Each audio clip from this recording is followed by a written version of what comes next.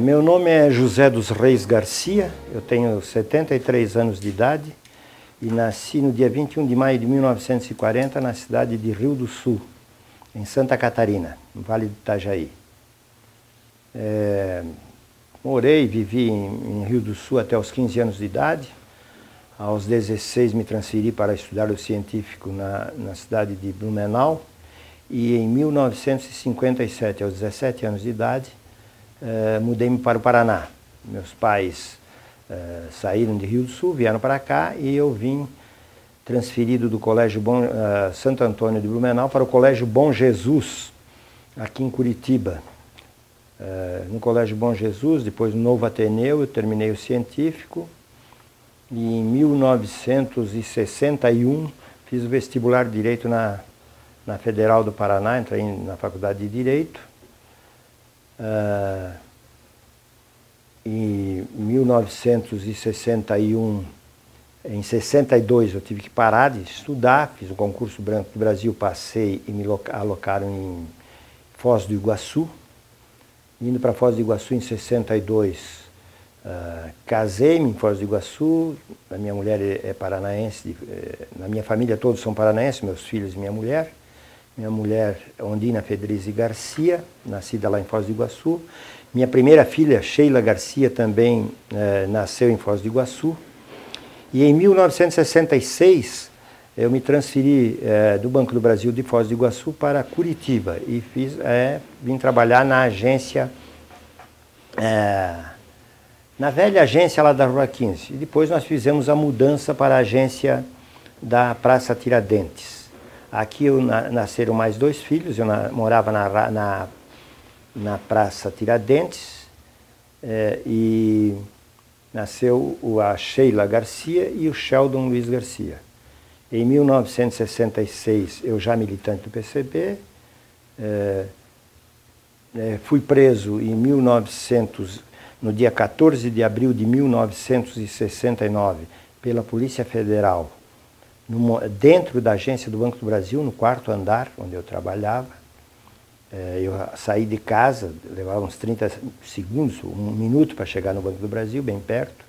Adentrei o banco e, quando cheguei no 4º andar, o gerente mandou me chamar e lá estavam 2 policiais federais que me prenderam e levaram para a rua, eu acho que é Carlos Cavalcante, onde era a delegacia da Polícia Federal. Fui preso, torturado, posso depois detalhar algumas coisas, e depois transferido para o presídio do AU.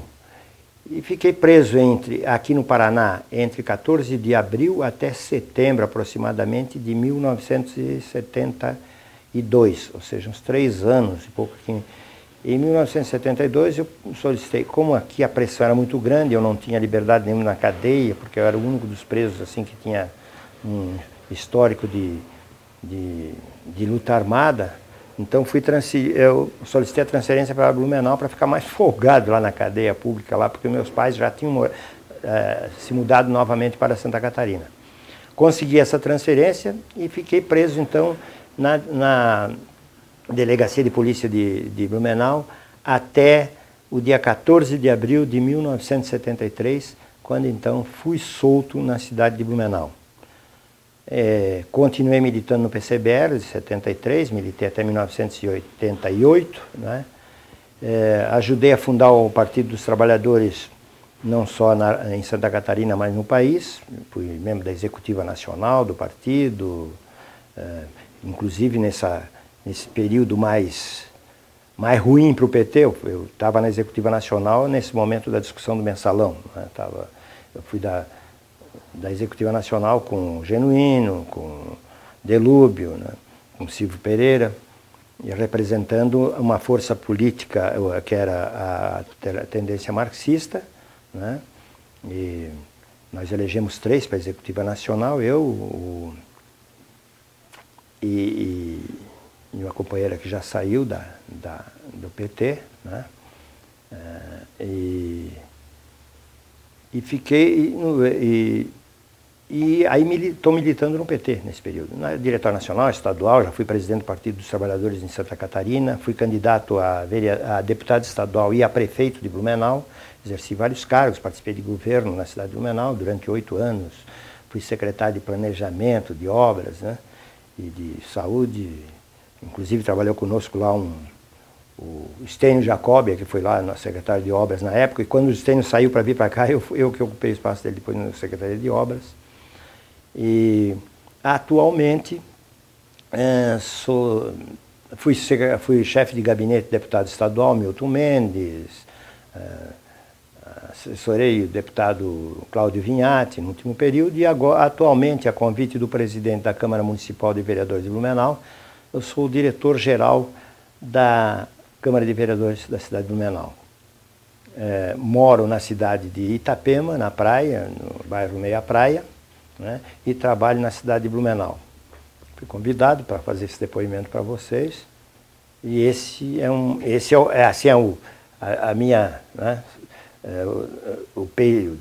É evidente que o que na minha vida tocou, e tocou a minha família, porque mesmo eu estando depois no Santa Catarina, quando eu saí da cadeia, eu não podia mais, tinha que continuar estudo de Direito, não terminei, fiz a faculdade aqui, transferi para lá, né, e acabei não terminando o curso de Direito. Mas depois, quando mais velho, fiz curso e acabei tendo uma formação de gestão pública mesmo, que é o que eu me especializei. E nesse período que eu fiquei, assim, trabalhei, a gente montou do PCB para o PCBR, a gente teve um processo muito grande e muito doído na medida em que eu sempre vivi na semi-legalidade, né? Eu nunca vivi na completa ilegalidade, né? Mesmo quando fui solto, eu saí, fui para o Chile, voltei para reorganizar o PCBR aqui dentro, né? Mas a minha vida política mesmo começou logo no início, eu cheguei aqui em 1957, em 1958, 59 eu já frequentava ali o PCB, com a Agliberto, com o Antônio Amaral, né? Que eu morava perto ali na Alameda Rio Branco, né? E eu morava perto dele e comecei a sofrer a influência da discussão política, né? Fiz a discussão política, fiz vestibular de medicina, fiz vestibular de direito, e aí eu comecei a me engajar no movimento estudantil. Logo no primeiro ano que eu entrei, em 61, eu já entrei no PAR, Partido Acadêmico Renovador, perdemos a eleição para o PAP, que era o Partido Acadêmico Progressista da direita e tal. E aí, quando eu estava engrenando para me fazer para atuação política, eu passei no Banco do Brasil e fui para Foz do Iguaçu. Lá eu comecei a distribuir novos rumos, era conhecido por isso, né? Eles já começaram a me chamar de comunista e tal. E aí você começa a ficar meio marcado. E no dia 1º de abril de 64, lá em Foz do Iguaçu, eu fui preso, prestei declarações, que eu tinha relações com a Amaury Silva, que era ministro do Trabalho do presidente João Goulart, e era aqui do Paraná, né, o Amaury Silva, né, era do PTB do Paraná, era um ministro de estrita confiança do Jango, inclusive, né, e com isso fui preso lá, mas isso passou porque foi rápido e eles não ficaram muito em cima de mim lá, né? E em 66 eu voltei para cá, né? E voltei para o Partidão, participei do processo aqui, inclusive, me lembro de uma atividade que a gente fez embaixo de um porão, 3 dias fechado, com água no chão e tal, para participar do congresso do PC, que foi onde a gente rachou com o Partidão, né? Em 66, no segundo congresso, né, salvo o melhor juízo. Eu não me lembro mais muito de datas dos nossos congressos, né? E com isso passou-se a discussão de várias tendências de esquerda que saíram do Partidão. Houve a dissidência, né, a corrente, e nós optamos por ir construindo essa posição à esquerda que em 1968 foi a fundação do PCBR, né? Nesse período aí do PCB, quando eu voltei em 66, eu comecei a militar não só no movimento estudantil, mas também no movimento dos bancários, né? E nós tínhamos uma célula dos bancários, que era o Wilson Previde, né? O Wilson Previde, o João Batista Tesa, que era também estudante de Direito também, né? O Wilson Previde nós três éramos funcionários do Banco do Brasil, né? O Tesa também estudante de Direito, e o Wilson Previde não, ele já era um líder aqui, dirigente estadual do PCB. Né? E eu gostaria de deixar registrado aqui que a pessoa que eu mais respeito, até no processo de vida meu, se chama Wilson Previde. E ele mora ainda aqui em Curitiba, e faz muitos anos que eu não vejo, ele me telefonou há pouco tempo. Eu me emociono cada vez que eu me lembro do Wilson. Porque ao ser preso, eu fui preso no Banco do Brasil, ele soube poucos minutos depois, porque ele também trabalhava dentro do banco. Ele saiu do banco, correndo o risco de ser preso, foi na minha casa e limpou a minha casa, aqui na Praça Tiradentes. Ajudou a minha mulher a se evadir de lá e tirou tudo que era documentação que tinha do partidão. Né? Quando eles bateram lá, depois não tinha mais nada.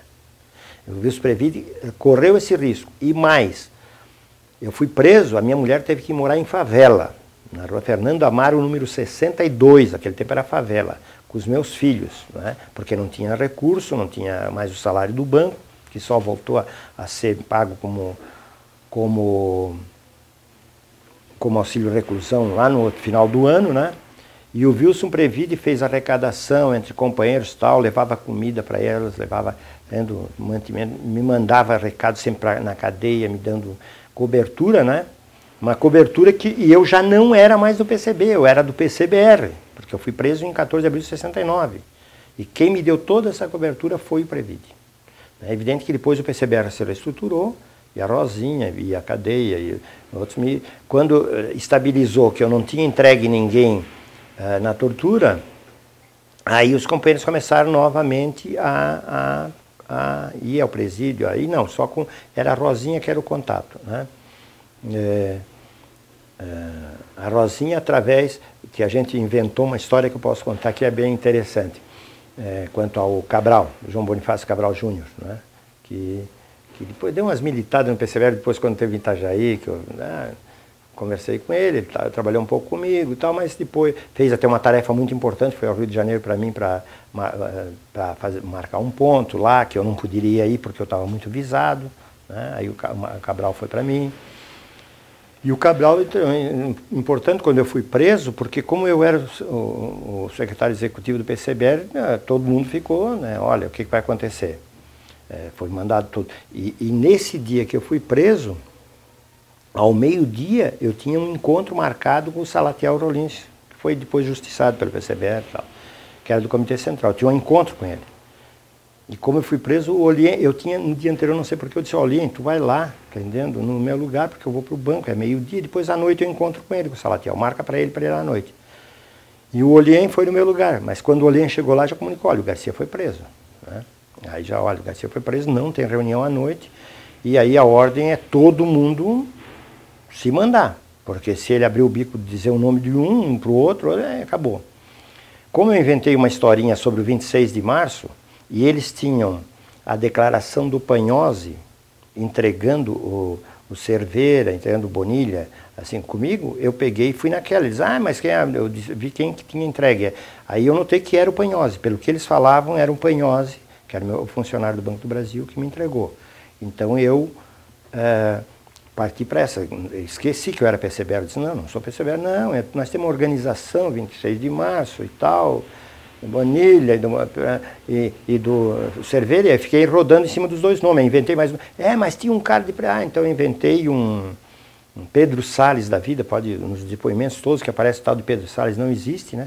E aí por conta desse Pedro Salles eu levei pau, teve um contador em Maringá que eles prenderam, que era Pedro Salles, e torturaram o rapaz, não tinha nada a ver com isso. Me levaram em São Paulo,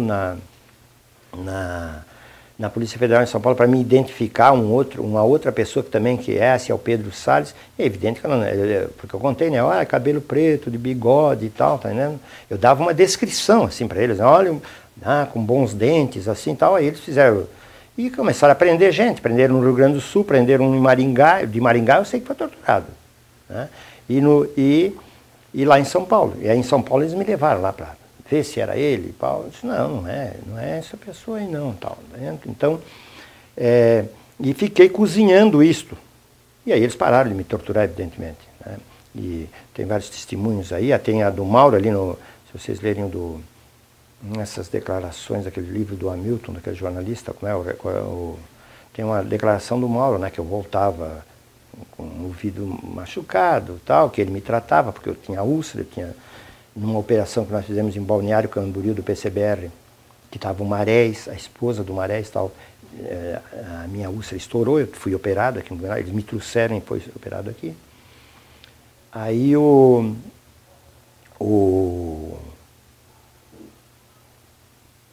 peraí, onde foi aí, assim, ó, isso aí nessa período. Aí eu entrei no PCBR, nós começamos a organizar, o Apolônio de Carvalho, que veio aqui, fez o primeiro contato comigo. Eu comecei a contatar as pessoas, como eu já tinha uma certa relação no movimento estudantil, com o Marés, com o Vitório, com o Mauro, né? Aí já conheci o Romeu Bertol, o Olien inclusive diz que eu que cooptei ele e tal, mas ali entre nós não tinha muito o que eu cooptar, a gente era amigo e tal, foi começar, e era de esquerda, nós organizamos o PCBR, como é o prefeito de Osasco, o Eloy Pietá, era da AP, nós até derrotamos ele com o Vitório no DCE, né, com o Vitório. O Marés era o presidente do DCE, nós expropriamos lá o DCE, andamos com a Kombi do DCE por aí tudo. Como era eu que tinha mais estrutura, que era funcionário no Brasil, eu que colocava aparelho num local, no outro, aluguei o aparelho lá na Nivaldo Braga, para nós pormos o mimeógrafo do DCE que nós tiramos, porque eles tomaram o DCE da gente e a gente tirou uns aparelhos, pelo menos nas coisas, máquina e escrever, e até a Kombi. Depois a Kombi nós fizemos um acordo com um professor de Direito Penal, que era reitor, não sei, eu acho que era reitor, e aí nós devolvemos a Kombi, porque não dava para a gente ficar andando com a Kombi, que eles iam nos prender, né, com a Kombi. Então, devolvemos a Kombi do DCE, devolvemos. Porque eles tomaram um prédio que era do DCE, né, e tomaram os bens do DCE. E nós achávamos que os bens do DCE eram do presidente, da diretoria, né, e tal. E ficamos com essa coisa. Então, ficamos com o mimeógrafo, que depois foi apreendido... não quando eu fui preso, mas depois quando eles foram presos que caiu esse aparelho do PCBR. Porque comigo não caiu o aparelho do PCBR, não caiu ninguém, não caiu nada. Mas na segunda etapa, em janeiro de 1970, quando caiu no Rio de Janeiro o Apolônio, que foi morto o Mário Alves, que foi presa praticamente grande parte do Comitê Central, foram mortos vários companheiros do PCBR, o Marés, o Romeu Bertol com a Sueli Penha Rodrigues estavam morando lá. E me parece que já estavam na casa do Apolônio ou na casa de um outro companheiro. E quando foram presos, eles foram presos lá. E aí ele teve ligação entre o Romeu e Apolônio e essa história toda. Então estamos organizando o Paraná também, tem um paranaense por aqui. Não quero dizer que foi o Romeu que disse que eram pessoas daqui ou não. Foi alguém lá do Comitê Central da relação do PCBR que entregou e disse que aqui tinha uma base. Uma base inicial, mas tinha. E aí citaram o meu nome, o da Quininha, isso aí. Aí foram surgindo nomes, porque o primeiro que me parece que eles prenderam aqui, não sei, mas me parece que foi o Olien. O Olien foi muito torturado, muito torturado. O Olien, eles botaram um pedaço de charuto nele, queimaram ele todo. Quando ele foi posto ao meu lado para fazer a declaração, junto com aquele bandido do capitão Fernando José de Vasconcelos Krieger, que dava a ordem para a tortura, era sentado aqui o capitão Fernando Vasconcelos Krieger, e assim de lado sentava o sargento Bruno Guerich, e ele com um aparelho de uma maquininha de dar choque. Botou no Olien, porque eles já tinham dado em mim, fazia tempo que eles estavam me torturando. Mas naquele dia que eles trouxeram o Olien, como eles estavam com a minha história, eles queriam confirmar a minha história. E começaram a torturar o Olien. O coitado do Olien dizia que tinha de distribuir um panfleto, porque todos eles, a Deia, não sei se foi o Marés, todos eles, né, todos eles disseram que receberam os panfletos da minha mão. O Garcia que entregou os panfletos para distribuir. Aí eu disse, não, eu tinha um panfleto, que aí eu também já disse que tinha recebido do Cerveira. Ninguém dizia que fez, né? nós começamos a espalhar a coisa para ele. E deu certo, porque eles disseram que eu entreguei para eles, eu disse que o Cerveira tinha me entregue. O Cerveira estava solto, tinha ido embora, né? E que não era do PCB, aquilo era do 26 de março e tal, era uma visita do Costa e Silva aqui. Nós atacamos Costa e Silva, atacamos o filho do Costa e Silva, Álcio Costa e Silva, tinha um cargo na Chevrolet, por isso que era um reacionário, que vivia junto com o imperialismo e tal. Então nós fizemos um panfleto, e esse panfleto está nas declarações aí de várias pessoas e no relatório final aí do inquérito do PCBR na época.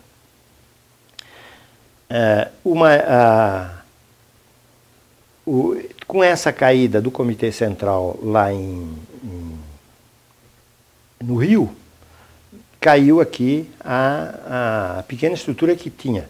Quando eu fui preso, eles mandaram do Rio o Elinor Brito, que era uma grande liderança nacional do movimento estudantil, para me substituir aqui para fortalecer e tocar. Ele com a Rosinha, porque nós fizemos várias reuniões aqui, fizemos uma reunião em que a gente configurou o comitê regional, que era eu, o secretário, com a Rosinha, né, a Rosa Maria Viana de Castro,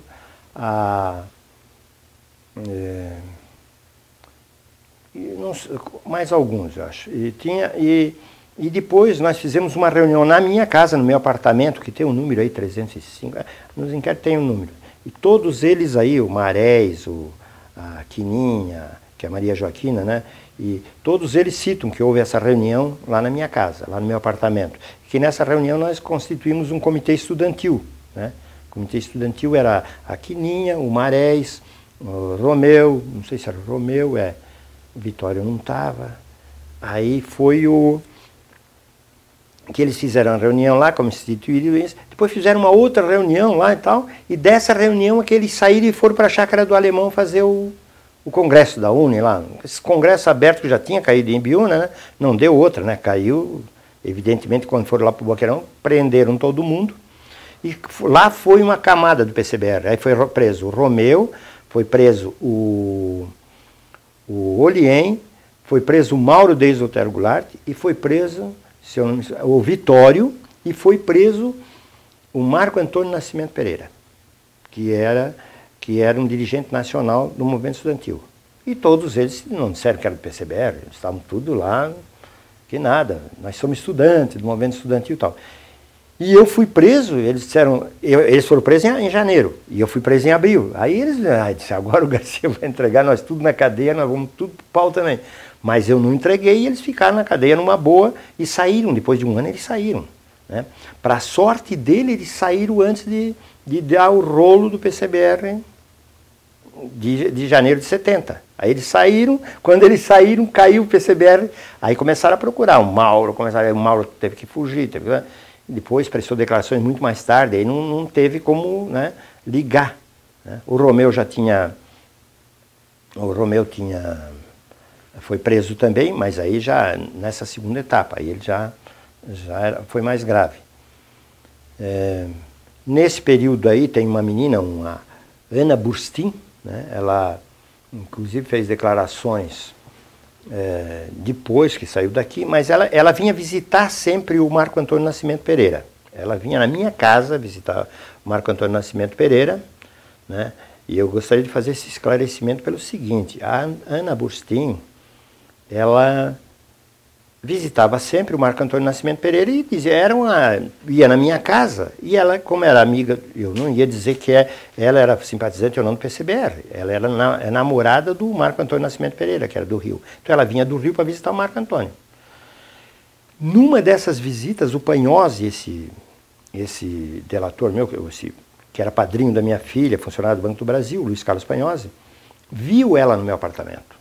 E citou, olha, a Aninha, tal, que eles falavam que era a Aninha, estava lá, e papapá, né? Então ela foi citada nas declarações do Panhose. Anos depois, um escritor escreveu um livro em São Paulo, As Mulheres na Revolução, coisa assim, ou na Resistência, né? E ela fez uma declaração lá, tal, que olha, que talvez o Garcia é que entregou o PCBR, que o PCBR caiu todo porque o Garcia entregou. É porque ela achava que eu tinha entregado ela, tal. Ela depois foi para a VPR, para o não sei. E acontece que havia a declaração do Panhosa dizendo que ela era amiga. E eu, quando fez a declaração, eles vieram me perguntar se ela era militante do PCBR. Eu disse, não, ela não é militante do PCBR. Ela é amiga do estudante que foi preso lá, o Marco Antônio Nascimento Pereira. Mesmo porque nós nunca aqui, entre nós aqui, ninguém aqui declarou que o Marco Antônio Nascimento Pereira é do PCBR. Então, o Marco Antônio Nascimento Pereira saiu limpo daqui. Ele foi solto e depois nunca mais foi citado. Ninguém nós citou a ele. Nós só citamos os daqui, os nossos. Nós não procuramos sempre eliminar quem não dava, porque um ia falando de alguma coisa, nós seguramos isso. Eu acho que o time ali segurou bem e na realidade, se vocês verem as declarações, né, sempre foram bem resumidas, eles não tiraram muito serviço do nosso time todo, nem do Romeu, nem do Olien, nem meu. Assim, ó, a gente conseguiu manter na roda que estava. Quem caiu, caiu e ficou por ali mesmo. Então a Ana, por exemplo, era sempre citada como amiga do Marco Antônio, não teve nada, ela foi embora, tanto que ela nunca foi presa. Ela veio aqui e tal, nunca prenderam ela. Né? Interrogaram e tal, perguntando por ela e mandaram embora. Ela nunca foi tocada. Mas eu, ao ser, com esse processo todo, a gente pegou a gente fazia ações de rua, né? Ações de rua, de panfletagem, saía de casal, era um com o outro, era a Deia Silva também participava, né? Então esse era o nosso time que a gente agitava o movimento, fez o movimento na época, antes do ECBR mesmo, a gente já se organizava e participamos, como eu participei, da tomada da reitoria, daquela, né, é um troço épico aqui no Blumenau, que a gente botou bomba embaixo como é, dentro do busto do Suplicy, explodiu, tudo isso aí eu participei com esse nosso time aí. O que aconteceu? Aqui a gente fez várias coisas assim, por exemplo, o Vitória, por exemplo, fez ali no Guignone, fazia aqueles desenhos para a gente vender do Tchê, do coisa, a gente fazia tudo, né, com stencil, com cartazes, e a gente fazia esse tipo de agitação e propaganda e foi começando a tomar ritmo. Quando entrou no PCBR, a gente começou já a pensar, né, eu já aí fui encarregado dessa parte de pensar ações de expropriação, tal. O PCBR me mandou um carrinho, um Fusquinha, tá entendendo? Para trabalhar.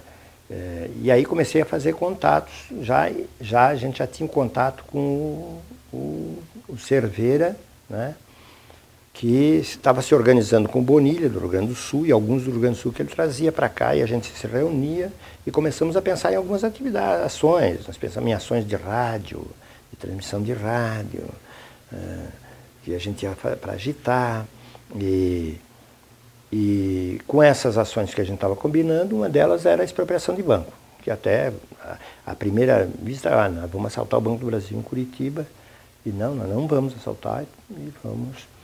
E houve essa sugestão, olha, Klabin tem uma sede lá em Telêmaco Borba e eles fazem um pagamento extraordinário. Aí havia o Panhosa, esse meu trabalhava lá, eu já trabalhava aqui no Banco do Brasil em Curitiba, e ele trabalhava no Banco do Brasil em Telêmaco Borba. Como ele me visitava e tal, eu conversei com ele uma vez, mas eu não conversei sobre isso, mas ele disse que o pai dele estava em muitas dificuldades, estava doente, ele não tinha dinheiro, não tinha condições de fazer tratamento e tal, estava precisando de dinheiro, aí me pediu se havia possibilidade de emprestar algum dinheiro para ele. Eu disse, olha, não, tal, mas... E aí comecei a discutir política com ele dando, né, dizendo que é de esquerda, que pá. Eu fui evoluindo na conversa e acabou dizendo, olha, o Instituto Pá vem participar conosco do movimento. Pá. No final ele, não, eu topo, Eu disse, olha, então é o seguinte, é claro que foi uma irresponsabilidade minha, tal, de abrir o jogo para ele em determinado momento que a gente poderia fazer expropriação, olha, isso é um momento que... E evidentemente que a gente ajuda os companheiros que precisarem no caminho, não tem essa, todo mundo vai ser... Moral da história, ele se propôs a me dar a deixa, porque o que era isso? A nossa melhor ação era a gente, como depois, futuramente, a gente também, eu fui o comandante do setor de operações do PCBR depois que eu fui solto, né? E a gente fez várias ações, uma delas na Bahia, né? Uma que deu certo e a segunda que foi preso gente lá de Santa Catarina, lá da minha cidade mesmo, porque eu mandei, né, gente para participar dessa expropriação.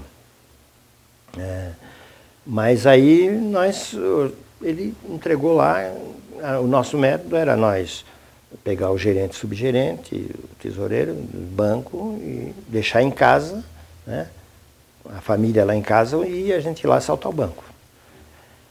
Muito bem. Com isso eu fiz uma ou duas viagens com o Marés, com o Romeu e a Sueli, né? O Romeu ia dirigindo o carro, até Telêmaco Borba para conversar com ele, passar documento. Eu não apresentei o Romeu, né, que eu sozinho com ele, mas o Romeu ia dirigindo, né? E voltei e tal, e com isso estava mais ou menos conversado e tal, depois... E acontece que ele, nesse inteirinho, né, eu nem me toquei disso, de que ele era genro, né, ele já tinha sido de um coronel, que tinha sido comandante do batalhão de infantaria lá de Foz do Iguaçu, e na época aqui, né, em 68, 69, ele era o secretário de Segurança Pública do Estado do Paraná. O nome dele era Coronel Pércio Ferreira, né? Isso tem nos documentos também. E ele entregou para o Coronel Pércio. E o Coronel Pércio começou a tomar, levou ao DOPS, ao Comando da Região Militar, e eles começaram a me seguir, né? Começaram a me seguir e dar instruções para o Panhose dar corda para mim, para conversar, para ir acertando. E chegou ao ponto de nós chegarmos, está tudo acertado, mais ou menos, quando é que nós vamos assaltar daqui 15 dias, um mês, mais ou menos isso. E aí eles me prenderam. Depois me prenderam no dia 14, nessa ação que eles fizeram dentro do Banco do Brasil, me levaram para a Polícia Federal, de lá.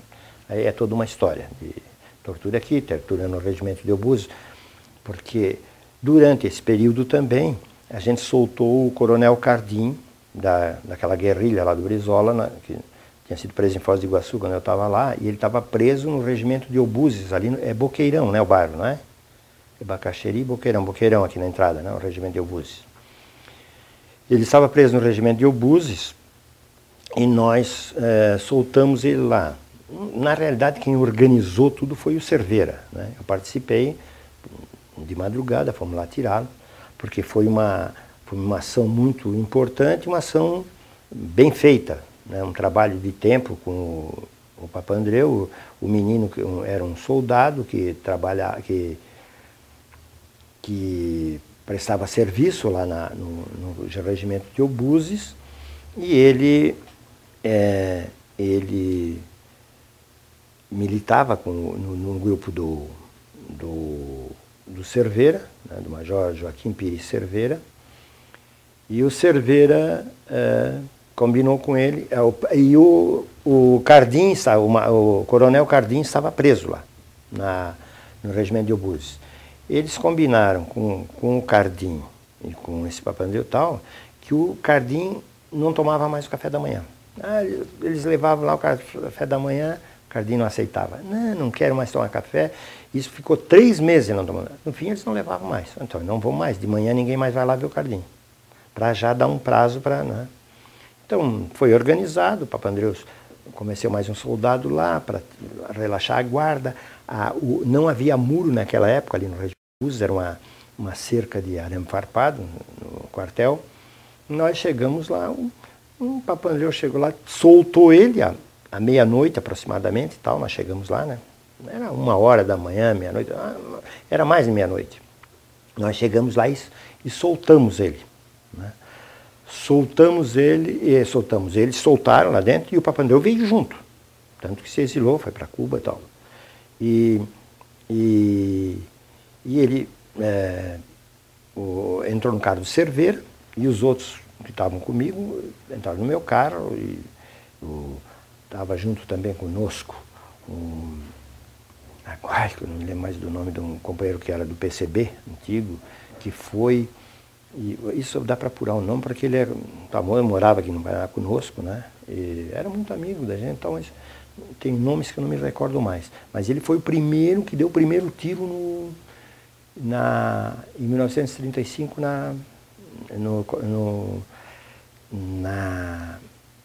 no Forte de Santana, no Rio de Janeiro, da chamada intentona comunista. Ele era sargento naquela época, tenente naquela época.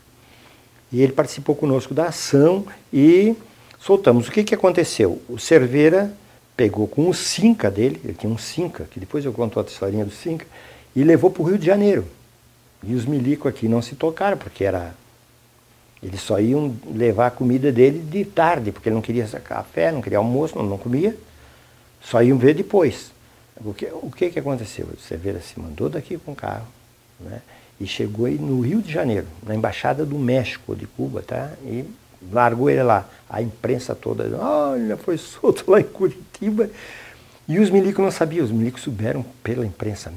Foi uma rebordosa aqui. Tanto depois, quando me prenderam, né, porque que souberam que eu participei, meu Deus do céu, aí eu levei um pau lá no...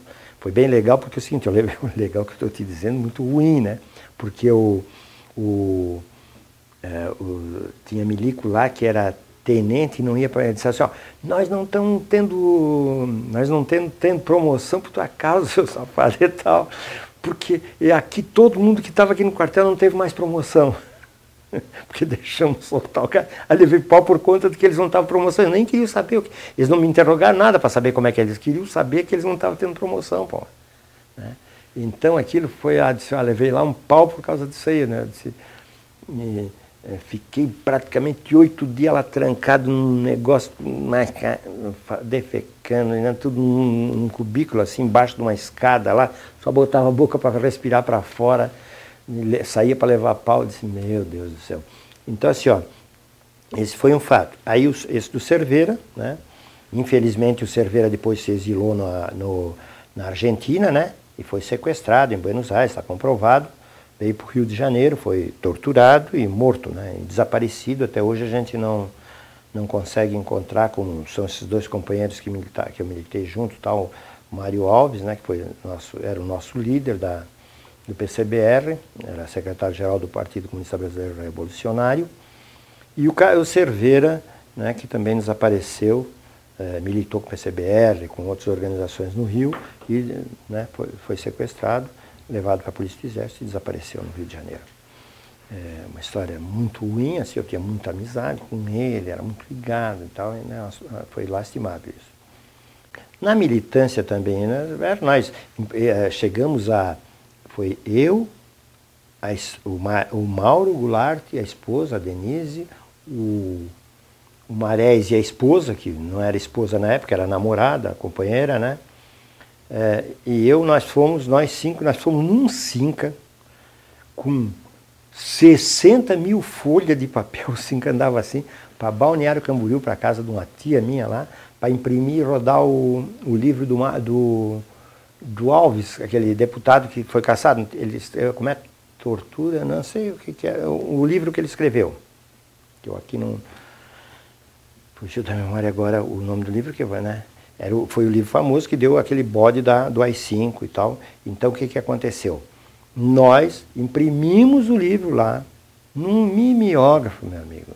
A tinta, nós lambuzamos tudo. Ficamos 3 dias lá, de noite rodando. E, assim, eu dormia, o Marés ficava acordado, o Mauro acordava e a gente rodando, no mimeógrafo, para distribuir, né, para fazer a propagação do livro. Eu me lembro bem que era 60 mil folhas na Levão para fazer, barbaridade, né? Aí fizemos aquilo lá, acho que era 100 edições, uma coisa assim que nós fizemos, grampeamos tudo lá e viemos embora. E no caminho é que me deu esse derrame de úlcera, eles pensaram que a gente tinha tomado vinho lá também enquanto rodava. Aí eu tinha vomitado no caminho, então eles pensaram que era porque bebeu, não, estourou a úlcera que eu tinha. E eles tiveram que me levar logo para o hospital. O Mauro estudava medicina e tal.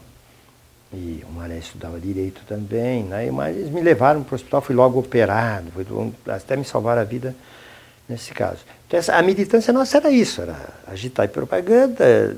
E aí, o que houve a separação é que realmente eles ficaram mais no movimento estudantil. Nós fizemos aquele comitê estudantil, Maré, esse time todo, só eu é que fiquei na parte, né, executiva de propriedade, de já fazer as coisas mais avançadas, esses contatos com o Cerveira, a gente fazia contatos com uma área do PCdoB, né, a Ala Vermelha e tal, e fazia que eram para esses contatos que eram paralelos, que não eram contatos do movimento estudantil, porque o grosso aqui era a militância do movimento estudantil. O PCBR era forte, a AP era muito forte, né, a Ação Popular era muito forte, né, era a maior militância que tinha aqui, né, e a gente até fazia disputa política pela esquerda, na realidade, né, do DCE, para eleger o Vitório também inventamos um negócio interessante, porque levamos o Vitório lá no teatro, foi no Teatro Guaíra, acho, não sei, não era no Teatro Guaíra, era no Teatro da Universidade, da Reitoria, não sei, e fizemos o Vitório tomar posse lá, numa peça, né, teatral, que a gente, inclusive era sempre com o meu carro, o carrinho era o mesmo de sempre, a nossa operação era tudo feito. Aí colocamos o Vitório lá, e o Vitório, eu levava o Vitório para todos os lugares, uma vez era na casa da Mariazinha, outra vez na minha casa, outra vez na casa de outros companheiros, né, e eu carregava eles para lá e para cá, que eu que tinha mais mobilidade, porque o Vitório ficou na clandestinidade. Aí a gente levava no centro acadêmico, por cima da coisa, e fazia entrevistas. E a posse dele foi muito interessante, porque determinava que o Estatuto determinava que para ele ter direito, para realmente ter validade a posse como presidente, ele teria que tomar posse dentro de um próprio da Universidade Federal do Paraná. Inventamos essa. Em algum lugar, a polícia toda olhando onde é que ele iria, nós entramos, não, vamos numa peça teatral. Vamos montar a peça teatral. Na hora que chegou, suspende a peça, vai lá, senta na mesa, aí não, toma posse, sai correndo, pronto, aí acabou, tomou posse dentro do próprio. Então foi interessante essa ação. Então a gente fazia essas ações muito assim de visibilidade para a imprensa, porque naquela época a imprensa ainda publicava alguma coisa, né? Aqui nosso era o Diário do Paraná, a Gazeta e o Estado do Paraná. Quem mais dava colher de chá ou publicava alguma coisa, na realidade até era o jornal do Paulo Pimentel, né? O Estado do Paraná na época, né? Tinha o Estado e a Tribuna, que era dele, né? E aliás também quando foram presos em Biúna, ele mandou um ônibus buscar a turma, né? Para trazer para cá. Também isso tudo foi coisas que a gente conseguiu, que a gente ia na frente da casa dele, fazia pressão. E eu sempre trabalhei mais na retaguarda. Quer dizer, eu não aparecia como liderança, né, porque não poderia, se você aparece como liderança, é candidato à presidência, não pode fazer a atividade que eu fazia. Né. Isso quem fazia era Vitório, Marés, o Romeu era vice-presidente do Nilo Cairo, né, a gente usava muito a Kombi, usava o espaço do Nilo Cairo, fazia reuniões lá, o Hugo Simas, né. Então a gente sempre usava os nossos centros acadêmicos. O Celso Pacioli usava lá o da engenharia, cada um usava os seus. Nós do PCBR usávamos mais, e da corrente antiga, antes do PCBR, usávamos esses espaços que nós tínhamos um determinado nível de influência política. Né? Na medicina era o Romeu Bertol e o Mauro, né? No direito era o Vitório e o Marés, né? Então a gente, que eram os dois diretórios que a gente tinha mais, mas nós tínhamos gente na filosofia, que tinha a Denise, tinha outras pessoas lá na filosofia da Federal também. Né? Esses são alguns fatos que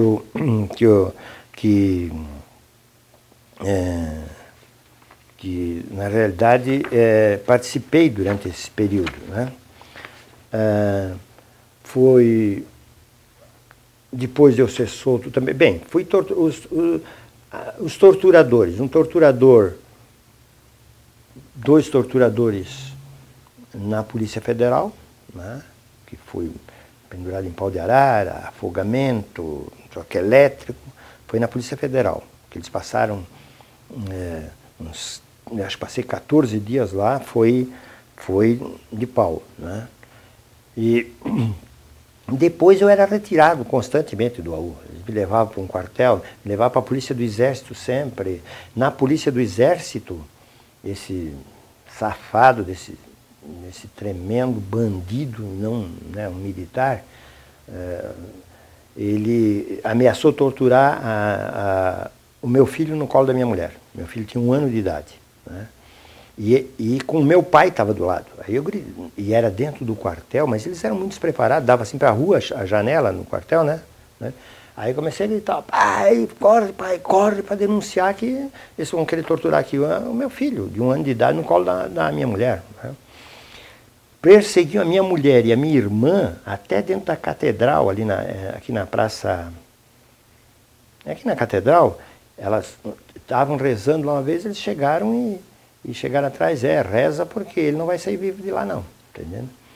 Mesmo porque nos primeiros meses eu não pude ter advogado, porque eu era considerado desaparecido. Eles não davam atestado de que eu estava... Tanto que eu só consegui receber o auxílio reclusão depois de 9, 10 meses de preso. Eles não diziam que eu estava preso. Eles não queriam reconhecer que eu estava preso. Era aquela hora de, desaparece, mata, faz, né? Então, era muito difícil, houve vários movimentos de denúncia por aí para garantir que eu estava lá, né? O secretário, na época era professor de Direito também, depois foi presidente da UAB aqui, que patrocinou o livro Resistência Democrática, né? Ele fez muito, contribuiu muito, o René Ariel Dotti, né? Ele contribuiu muito nisso, na pressão para, né, a minha família em procurar os advogados da nossa área aqui, que eram tudo, que era o Edésio, era toda a turma que tinha ligação pessoal, né? Porque eu também trabalhei algum tempo, quando estudante de Direito, trabalhei alguns meses no escritório do Edésio também, né? Tive uma relação muito boa, é meu amigo, né? E companheiro também de luta sempre do movimento, né? Ele era ligado à AP marxista-leninista, e nós tínhamos toda uma relação com ele, inclusive quando eu fui demitido do Banco do Brasil, porque depois de uns 10, 11 meses o Banco do Brasil me demitiu, né? Quando eles reconheceram que eu estava preso, o Banco do Brasil me demitiu. Mas me demitiu com processo justo e tal, não sei o quê, e o advogado foi o escritório do Edésio, né? Mas não tinha nada a ver, defesa não tinha jeito, né? Era realmente demitido e acabou. Tanto que eu nunca recebi nada do Banco do Brasil, né? E então, nessa sequência aí de tortura, fui torturado lá, fui torturado no regimento de Obuses, na Polícia do Exército, né, que era esse Fernando José de Vasconcelos Krieger. Eu tinha um nome, né, e eu perdi o nome de um torturador da Polícia Federal, né, na Polícia Federal, mas eu acho que vai ser fácil, né, que era um cara naquele tempo a Polícia Federal, eles traziam polícia do Rio, da turma da Invernada do Olaria, daqueles caras do Lacerda, aqueles durão, assim, bem ignorantão, e que o negócio deles não tinha conversa de perguntar o que era. Eles batiam para ver o que tu falava. Tanto que eles não arrancaram de mim mais, não sei se, não é porque eu era forte, pela ignorância deles de bater e achar que batendo resolvia, né? Ou seja, se eles talvez tivessem feito pergunta, talvez eu tivesse entregado alguém, talvez, né? Não sei. Mas eram muito ignorantes, né? Assim, e você logo desmaiava, né? Era mais fácil do que... E depois também, quando prenderam o Bom Burguês, no Rio, né, que era um cara lá que não era ligado ao PCBR, mas era simpatizante e tal, desviou do Banco do Brasil 8 bilhões naquela época, uma barbaridade, né, distribuiu para as organizações revolucionárias, né, e tal, inclusive o PCBR. Aí veio um cara de Sanimar aqui e me levou para o DOPS. Meu Deus do céu, aí apanhei no DOPS de graça, porque eu não conhecia. Ele disse, não, mas você tem, porque tem um tal de Ubirajara Reis lá, e tu tem que ter ligação com ele, e aí o seguinte, nós vamos te levar para a Ilha das Flores, e papapá. Eu disse, bem, agora vamos levar e me liquidar, né? Para a Ilha das Flores, não sei o quê. E aí houve uma reação aqui na coisa e tal, para não levar, né? E tal. Eu voltei, aí eles já estavam me vestindo lá para ir para a Ilha das Flores e tal, não sei o quê. e acabou que eles não me levaram. E aí desapareceu esses caras do Senimar, um tal de Paulo, que me torturou pacas lá também, me bateu, me deu choque elétrico lá no... bateu e deu choque elétrico. Batia no... Eu me lembro bem que eu estava algemado nas costas e ele me dando-lhe no estômago e batia na cara e tal. E depois, telefone. Tanto que essa vez eu voltei bem marcado para o AU, até que o Mauro fez a declaração lá de que, né, olha, apesar de voltar assim. E aí pegou, me botaram numa cadeira, começaram a me dar choque e tal. Eu não conheci, e realmente naquela ali eu não tinha o que entregar, né? Eles queriam só saber sobre o hamburguês, e eu não sabia nada. Era muito dinheiro envolvido, muito... Mas aí depois não me levaram também, né? Me levaram, a Polícia Federal também me levou para o Rio, para São Paulo. E esse foi um período, assim, de 3 anos que eu fiquei aqui preso, né? No presídio do AU, centralizado. Voltava sempre os estudantes, que eram, sei lá, o Urnal, aquele time todo da AP tinha bastante, né? Porque era o Hélio Urnal, estava preso lá quem? O Romeu, o Manfio, né? O Dácio Vilar. Esse time aí estava todo preso lá comigo. Só que eles ficavam num salãozão grande, que era de estudantes, né? E nós lá, os mais velhos, aliás, também estava preso comigo. Esteve preso comigo e depois de 3 meses de solto ali do presídio do AU, ele desapareceu também, foi morto por ele, pela repressão. Elson Costa. Ele era o secretário nacional de finanças do Partidão. E ele esteve comigo. Também um gênio, uma pessoa do outro mundo. Uma pessoa excepcional, um revolucionário excepcional. Excepcional. Muito amigo da esposa dele, que tricotou lá uma boina para mim, que eu até dei para a Joaninha, uma liderança do PSTU hoje lá em Santa Catarina, candidata a governadora. E ele me deu, porque eu fui o único que consegui empatar um jogo de xadrez com ele. Aí ele me deu, quando ele foi embora, ele saiu da cadeia, ele me deu o tabuleiro dele, que ele acompanhava sempre na vida dele. Aí ele me deu o tabuleiro Garcia. Tu foi o único que me conseguiu empatar comigo aqui, ninguém conseguia ganhar. O Romeu jogava com ele, o Romeu gostava muito, ele derrotava o Romeu, me derrotava também sempre, eu consegui empatar uma vez com ele. Né? Ele me deu o tabuleiro que está guardado até hoje, também uma lembrança do Elson Costa, que saiu da cadeia aqui em Curitiba, né, e foi morto em São Paulo. Né? Desapareceu, 3 meses depois ele desapareceu. Eles seguiram e mataram, né? Não, na realidade não... Eu acho assim, ó, aí estava preso comigo quem? O Hélio Urnal, que eu me lembro, o Estênio, né? O Estênio também. O Estênio não era da nossa área, o Estênio nós considerávamos direita, na realidade ele era ligado a PTB e coisa assim, né? E foi presidente da União Paranaense de Estudantes e foi preso por isso. Também o outro foi preso, que era o presidente também, que era da ala contrária nossa, que era o Amaral. O Amaral hoje, aliás, era médico lá em Bombinhas, ali perto de mim. Tá? E médico homeopata. O Amaral era legal. O Amaral também ficou preso 1 ano lá, né? E esses dias apareceu em Blumenau o Oba também. Não sei, eu estudava engenharia, né? O Oba. Esses dias apareceu lá em Blumenau, eu encontrei ele lá. O que acontece?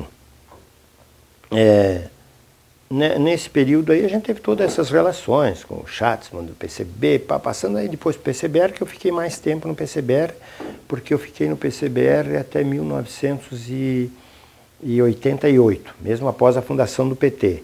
E aí ocorreu aquele fato grave né, conosco.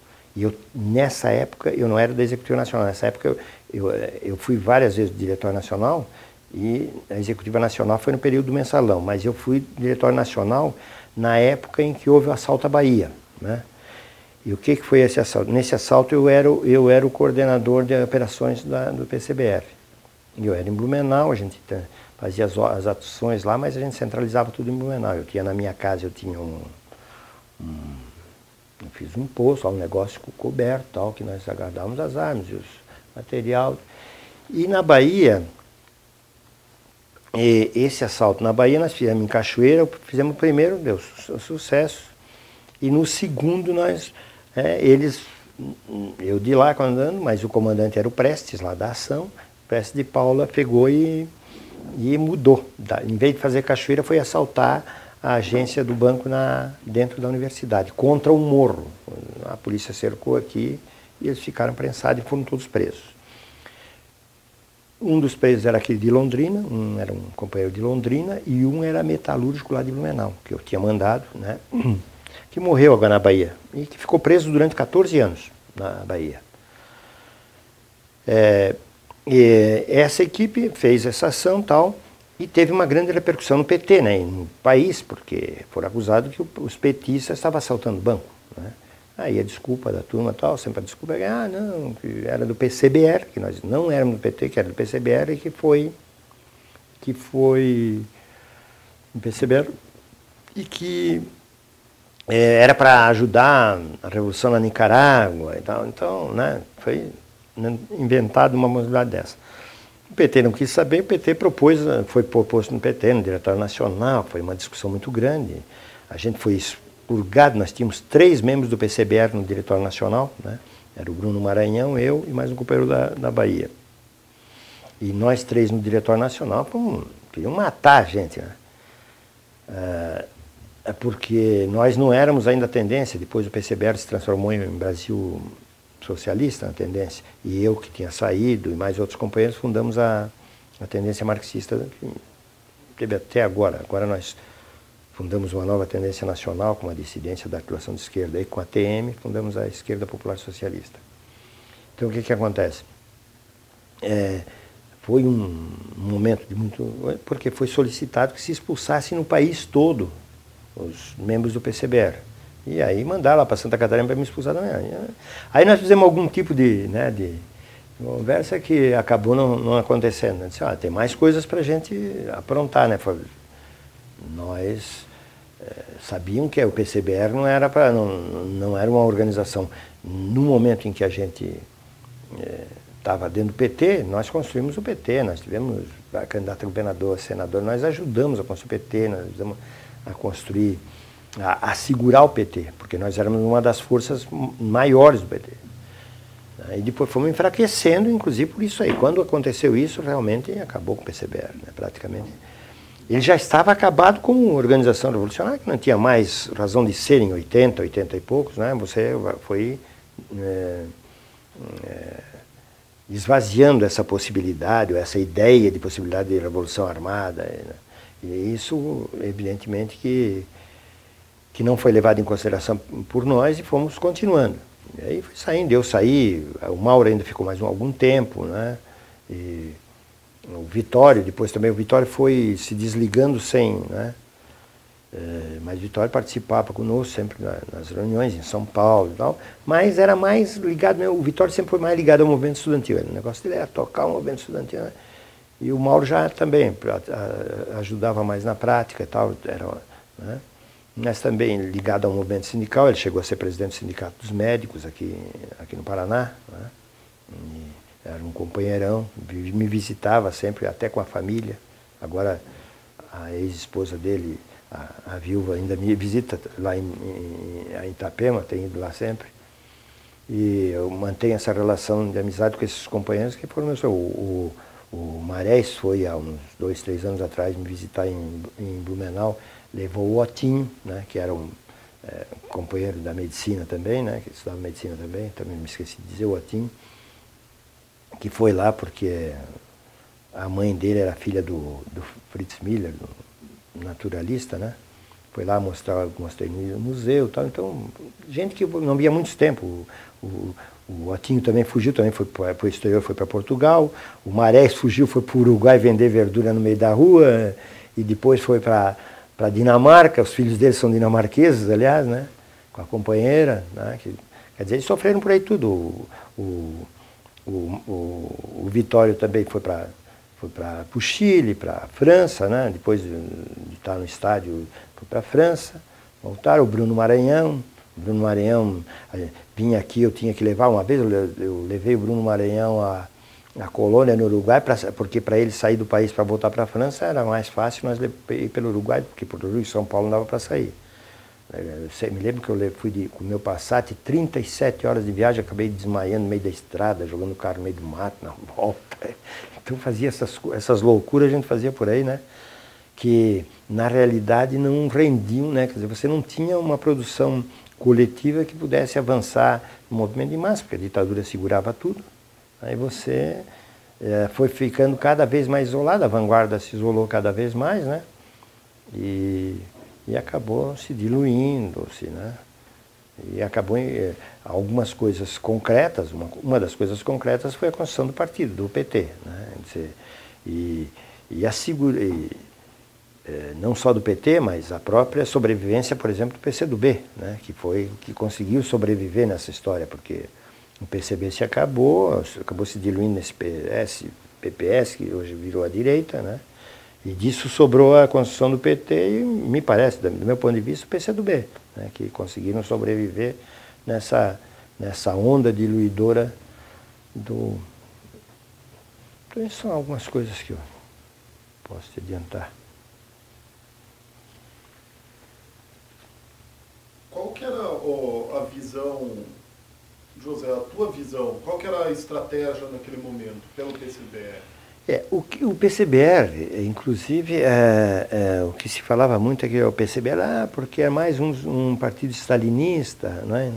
E não é verdade, né? A primeira coisa, a grande dificuldade, inclusive, que nós encontrávamos para construir a possibilidade na Revolução Brasileira, é que nós não nos atrelamos à posição da China, né, e nem a posição da União Soviética. Ou seja, quando nós rompemos com o Partido Comunista Brasileiro, nós já rompemos tendo em vista não só essa questão de via pacífica ou via armada, que esse não era o central, né? Quer dizer, a gente já... Porque realmente o reformismo do Partidão estava se... A cada vez que o Partidão fez essa intervenção na história do Brasil, foi isso. Ele faz um movimento à esquerda e quando chegam algum país... Ou como o PT agora, ou como o PTB, ou com Getúlio, né? Aí você começa a participar de governos e tal para reformar. E essa era a nosso grande mote. Nós não somos reformistas, nós somos revolucionários, nós queremos chegar ao socialismo, né, com as várias táticas que pudesse, e fomos indo até que deu na luta armada. Uma possibilidade. Fomos vanguardistas quando nós não queríamos. Nossos documentos todos mostravam que a nossa proposta, inclusive no Julião, que era um documento nosso, nós aprovamos que nós só poderíamos construir essa possibilidade com as massas, né? Ou seja, você tinha que organizar a massa, você tinha que conscientizar a massa. Isso é um processo, e é evidente que é assim mesmo, né? Hoje a gente está vendo aí na rua, não adianta...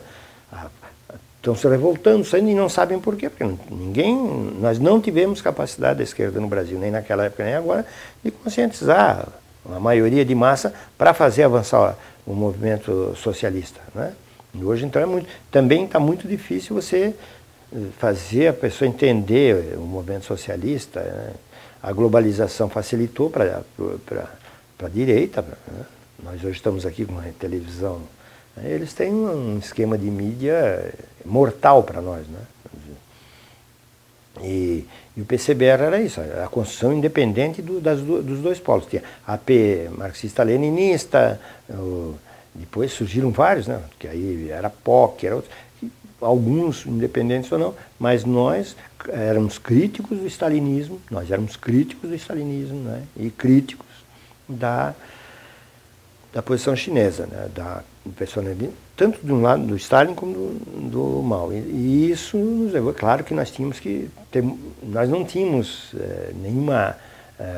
as nossas relações com as forças de esquerda no mundo eram com partidos do Uruguai, partido da Bélgica, partidos mais à esquerda, que não fossem trotskistas, não, mas que não nos davam, por exemplo, não tinham cobertura. Então nós tínhamos que... Acabou no que deu, ou seja, nós tivemos que buscar as nossas fontes de recursos, que era isso que eu apresentava, para podermos implantar. E a ideia era que a gente poderia montar alguma possibilidade no campo, que a gente tentou aqui no Paraná mesmo, quando as primeiras montagens que a gente fez até com o Manuel Jacinto, né, que nos documentos sempre são citados os nomes, e eu sabia quem era o Manuel Jacinto e não entreguei, eu só dizia que era um Maneca e tal, eles não descobriram, né? O nosso esquema no norte do Paraná, ninguém foi preso, e eu conhecia todos eles, amigo deles todos, né? Tanto em, Apucarana, né, o companheiro, companheiro de Londrina, porque eu conhecia, né? O Apolônio me botou em contato com eles, eu fui lá, né? E o Maneca também vinha aqui, o Mané Jacinto, né? E eu jamais citei o nome deles. E todos os companheiros citavam o nome deles, mas citavam o nome de guerra, os três. Os três do norte, é o Galdino, né? Eu sabia quem era, mas eu não... Aí eu também citava os nomes, eu comecei a citar os nomes. Ah, mas e quem é o Galdino? Não sei, eu também fui apresentado, isso é o Apolônio que sabe, não sei quem que sabe, eu que não sei, né? Porque como a gente tinha nome de guerra, havia sempre uma desculpa, você conseguia levar uns pauzinhos e não dizer, porque... Você tendo o nome de guerra já era uma vantagem, você dizia o nome de guerra, né? Aí não conheço, né? Quando ele descobriu que o Felipe era eu, aí foi a rebordosa, porque centralizou tudo aqui, aí eles pegaram o fio da meada, mas os do norte, todo mundo citava só os nomes de guerra, aí eu também sou ignorante também, isso é coisa do Comitê Central, eu não sei nada. E eu só apareci nessa relação aí no Comitê Central em 1980 e pouco, 88, né? Que eu participava do Comitê Central. Então, eu acho que isso me ajudou um pouco, porque eu ficava na retaguarda, eu me mantinha, eu não aparecia, não gostava de ir lá, né? Participava do movimento de rua e tal, mas não botava a cara para... Quem botava eram os companheiros que eram lideranças ali. Então, isso facilitou a minha atuação, tanto que não tem muita gente que me conhece aqui, não. Conhece as pessoas que conhecem, que trabalhavam, que estavam sempre no movimento e tal, né? Não sou figura pública, aqui no Paraná nunca fui. E vivi aqui alguns anos. Mas qual que era a estratégia, a expropriação? Qual que era a estratégia mesmo? A expropriação era uma tática. Qual que era a estratégia? A estratégia era a tomada do poder no Brasil via... De fora, da guerrilha urbana? Não.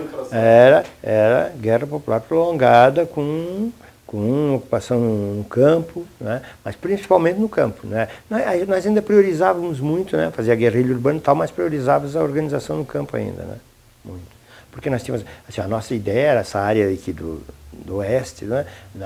Em Pernambuco, né? Que até hoje o Bruno ainda mantém lá o movimento do MSTL, lá separado do MTL, era que nós tínhamos força. Na Bahia, tínhamos em Pernambuco, né? Então essa era organizar o campo e tal, mas não só o campo. Nós começamos a dizer, olha, nós também temos condição de... Porque nós, diferentemente do PCdoB na época que partiu para o campo e olha, a guerrilha vai ser...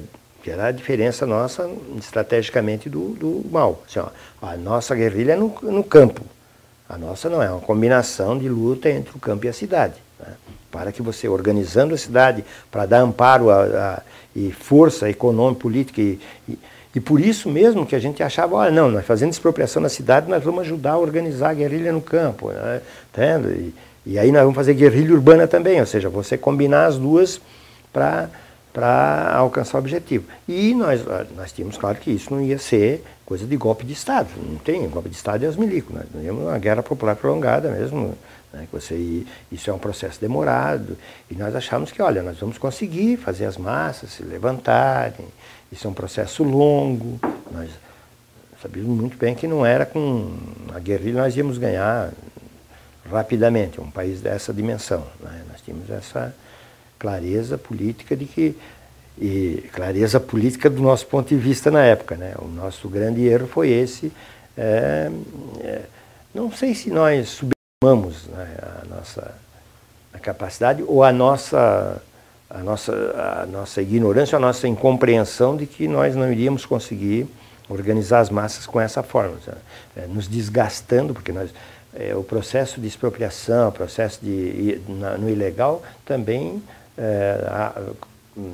traz um grande desgaste. Você tem que ter muita munição de pessoal, de gente e tal, de massa organizada para você poder perder, ser assassinado na guerra, né? Você não faz guerra sem exército, né? Mesmo uma guerra em que você seja uma guerra de convencimento, de hegemonia cultural, né? Mesmo você sendo granciano, você tem que ter gente para fazer isso, né? Não se faz só com discurso, né? Ou só com os livros do Gramsci, ou com os livros de quem quer que seja. Não é só com o nosso intelecto ou com as nossas ideias que nós vamos fazer. Nós precisamos de gente pensando junto, acumulando e tal. E nós não conseguimos acumular, né? Nós não conseguimos acumular. E com as táticas que nós tínhamos, com a tática, nós não conseguimos acumular para o estratégico, para montar um governo popular, que o que nós propunhamos que era um governo popular revolucionário, né? Qual era o caminho idealizado para ter essa penetração na massa? O que vocês achavam que ia dar essa penetração? Não, nós achávamos que no movimento sindical, social, né, no movimento estudantil, nós estávamos mais concentrados no movimento estudantil, mas tínhamos atuação no movimento sindical também. Né? Eu mesmo participei aqui da direção do Sindicato dos Bancários no Paraná. Né? Eu trabalhava no Banco do Brasil e na época do Cláudio Ribeiro, né, que é o advogado do sindicato, porque nós ganhamos o sindicato e o advogado era o Edésio. Né? E nessa época eu trabalhava no escritório do Edésio, trabalhei alguns meses lá. Mas depois saí também eu e o Nereu Massinhan, né, que foi deputado estadual aqui também, o Nereu.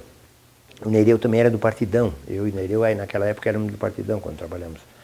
E depois acabamos saindo, eu acabei saindo, até pelas minhas atividades que eu tinha que estudar de manhã, tinha banco. E na época eu trabalhava de madrugada, porque aí foi a época em que nós implementamos aqui, não tinha informática, o banco não era informatizado. E aí eu fui trabalhar na IBM, num período noturno, e até procurei esse horário, eu trabalhava das 10 da noite às 3 da manhã, para poder fazer a atividade revolucionária durante o dia. Isso era muito desgastante, né? Você vê que era muita coisa para se fazer com pouca gente. Você vê que se você contar aí, éramos poucos aqui, né? Mas nós tínhamos uma base aliada muito grande no movimento estudantil, pelo menos aqui, a gente tinha muita gente que marchava com a gente. Né?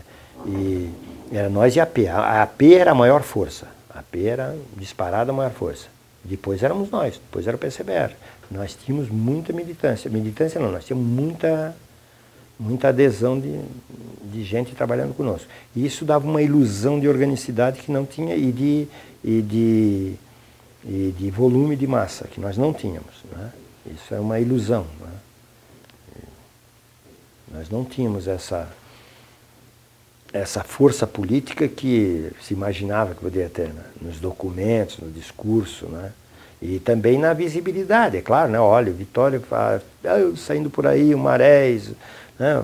O Mauro, os diretórios, aquilo dava uma impressão na cidade, o jornal publicava manchete, então olha, nós vamos para frente, isso aí vai dar, estamos organizando, mas nós não estávamos organizando. Né?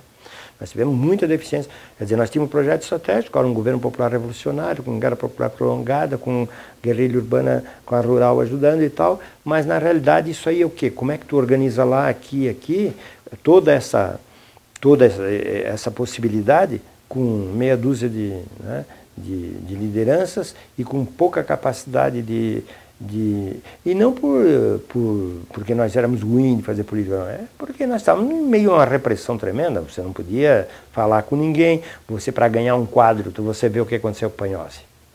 Não podia ter ganho ele. Se fosse agora um regime democrático, tu ganhava ele vem para a esquerda, vai militar conosco, não vai assaltar banco, mas vai militar com a gente. Mas nem isso, porque aí já o sogro já era coronel, o outro era não sei o quê, tá entendendo? Então, você não podia olhar para os lados, não podia... Como é que você trazia gente? Nós até que trouxemos muita gente, né? Porque você tinha que ter grande cuidado para cooptar as pessoas. Eu cooptei aqui, depois eu fui para Santa Catarina e é outra, lá também. Eu fui presidente estadual do PT, tudo, trouxe para o PCBR muita gente lá.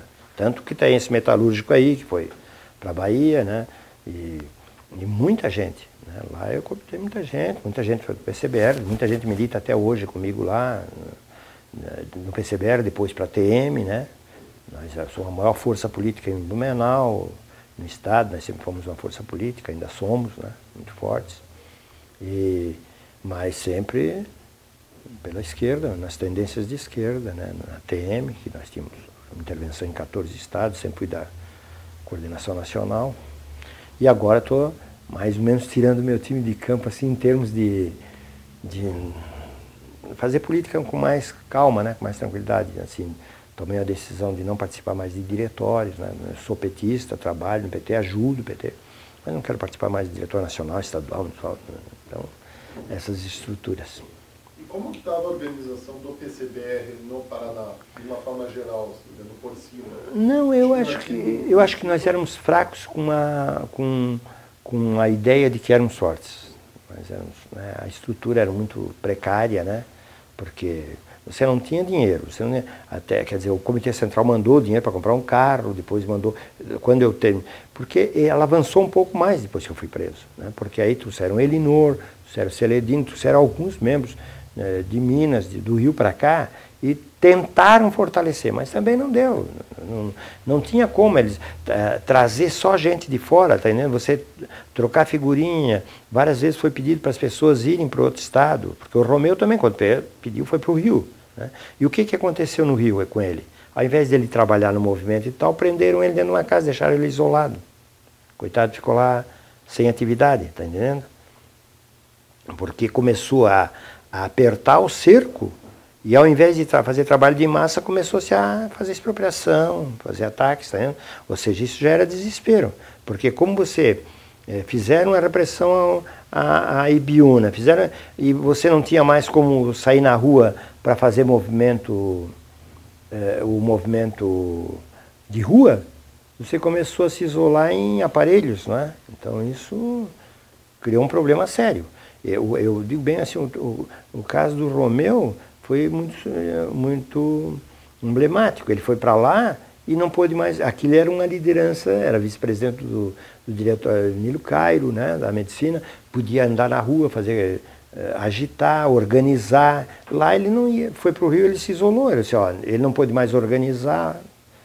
Aqui nós iríamos organizar a medicina, organizar direito, nós estávamos organizando, nós estávamos ganhando pessoas, nós estávamos, né, e conseguindo.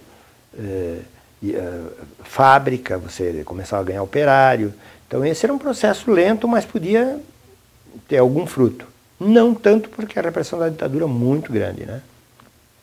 Mas se você se isolava em aparelho, aí não tem como você ficar num aparelho. Eu acho que o prejuízo maior para o PCBR, não para o PCBR, mas para todas as organizações de esquerda, foi no momento, depois do AI-5, que começou né, a repressão, porque até ali eu andava na rua, dizia que era comunista, e a partir dali não teve mais como você dizer na rua que você era de esquerda, né? Eu acho que do momento das 5 aí houve um momento em que realmente desestruturou as forças de esquerda, né? E o que acontece? Jogou mesmo para que todo mundo fosse para a ilegalidade. No momento em que todo mundo foi para a ilegalidade, começou a se isolar em aparelhos e perdeu o contato com a massa. Você pode ver que todo mundo perdeu o contato com a massa. O nosso time aí todo, foi recuando, não tinha mais movimento de massa, né? Saudosamente eu vi a turma pendurada ali no busto do Vasconcelos, a praça ali onde era o Cine Luz. A turma subia não sei, Vasconcelos Góes, não sei, na praça tem ali na praça onde era o Cine Luz. Ali, eu me lembro bem, subia o Requiem, subia o Tesa, a turma subia, se pendurava lá, fazia comício, juntava a massa. Nós logo foi esfriando, não tem, né? Atividade igual a tomada da reitoria, né? Isso são só momentos épicos, heróicos, né? Que não se repetiram por muito aqui no Paraná, né? A Guerra do Pente, essas coisas tudo que a gente passou aí.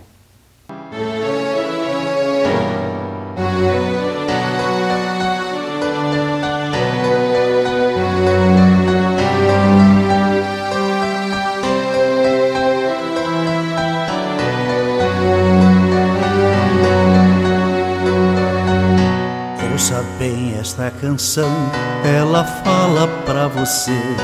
Ela fala de um tempo que ninguém pode esquecer, de um tempo em que alguns homens impuseram a tirania, muitos outros responderam com a sua rebeldia. Os tiranos implantaram longa noite de terror, tentaram calar a todos, provocando muita dor. Censuraram a cultura e toda a cidadania, calaram toda a voz, promovendo a vilania.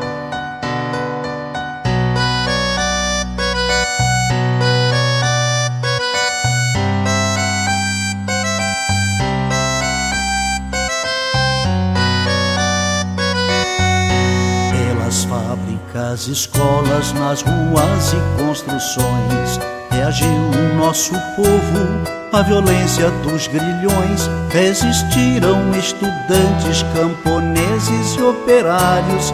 Foram homens e mulheres a enfrentar os sanguinários. 3 reis, Zé e Désio, Seixas, Isis, Marighella entregaram suas vidas pra vida ficar mais bela. Muitos outros foram mortos por lutar contra a opressão, ou desaparecidos, ou no exílio ou na prisão.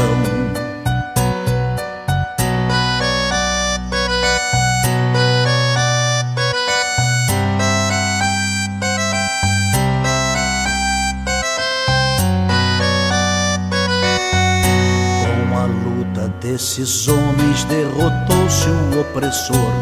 Muito sangue derramado, muita lágrima e suor. Quem tem medo de retorno não se sinta equivocado. O terror que foi um dia poderá voltar dobrado.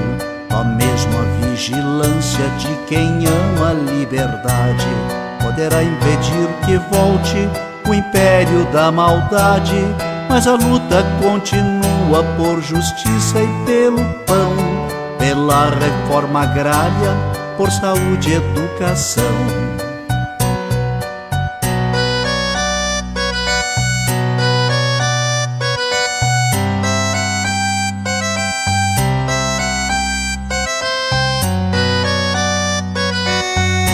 A miséria ainda se espalha, a violência é assassina. Juventude sem futuro, a história nos ensina. Só unido nosso povo vencerá a exclusão. Um homem tendo por outro sentimento de união.